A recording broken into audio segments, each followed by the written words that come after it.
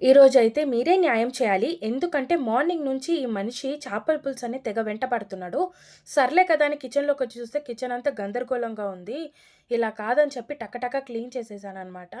అందులోనూ ఈరోజు వెదర్ అనేది చాలా అంటే చాలా బావుంది. సర్లే ప్రశాంతత కోసం బయటికన్నా వెళ్లి కొద్దిగా బాల్కనీలో రెస్ట్ తీసుకుందామనంటే అక్కడెక్కడో వచ్చేసాడండి. చేపల పులుసే అని చెప్పి నా వెంట తగిలాడు. సర్లే అని చెప్పి స్టార్ట్ చేసేసాను. ఏం లేదండి. చేపలు శుభ్రంగా కడుక్కొని ఉప్పు, కారం, పసుపు, నూనె పట్టించాలి. దాని తర్వాత ఆవాలు, జీలకర్ర, మెంతులు, అదేవిధంగా వెల్లుల్లి దంచుకొని పక్కన పెట్టుకోండి. ఒక పాన్ తీసుకొని అందులో ఉల్లిపాయలు, పచ్చిమిరపకాయలు వేసి దోరగా వేయించండి. దోరగా అంటే బ్రౌన్ కలర్ వస్తే సరిపోతుంది అంతే.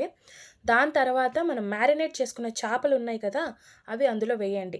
ముఖ్యంగా ఇందులో చెప్పాల్సింది నేనేంటంటే నూనె అనేది మనం మామిడికాయ పచ్చడిది ఉంటది చూసారా? అది ఒక 2 స్పూన్లు ఏసారంటే టేస్ట్ మీకు ఎప్పుడు తినని టేస్ట్ మంచి టేస్ట్ అనేది వస్తుందనమాట. ఒకసారి ట్రై చేయండి. దాని తర్వాత దాంట్లో మిగిలిపోయిన మసాలాకి కొద్దిగా నీళ్ళనేవి వేసి తుడిచేసి అందులో వేసేసి కాడలతో సహా కరేపాకుని అందులో వేసి బాగా ఉడకనివ్వండి. అంటే కొంచెం ఉడికితే బావుంటుందది.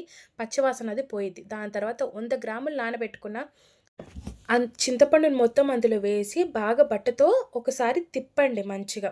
తిప్పారంటే అది మంచిగా ఉడుకుతుంది. ఒక 5 నిమిషాలు వదిలేయండి. అందులోనే సరిపడనంత ఉప్పు వేసుకోండి. మనం ఆల్రెడీ మ్యారినేషన్‌కి వేసాము. కాకపోతే పులుసుకి దానికి పట్టాలి గదా! అదే విధంగా మనము నూరి పెట్టుకున్న పొడుంది చూసారు? అది కూడా అందులో వేసేయండి.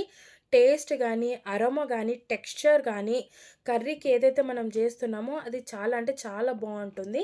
దీంట్లో ఇంకొకటేందంటే మనం గార్నిషింగ్‌కి కొత్తిమీర వేసుకొని, అది అయిపోయిన తర్వాత ఒక 10 నిమిషాలు పక్కన పెట్టామంటే మన చేపల పులుసు వేడి వేడిగా తినడానికి రెడీ అయిపోయింది. మీరు నోట్లో పెట్టుకుంటే నోట్లో నుంచి లాలాజలనం అలా ఊరాలనమాట. అంత టేస్టీగా నోటికి చాలా సాటిస్ఫాక్షన్‌గా ఉంటుంది. ఇంగోండి మా మనిషికిచ్చేసాను. ఏమన్నాడో చూడండి మీరే. బావుందోయ్! బావుంది అని జెప్పేసి అంటున్నాడనమాట.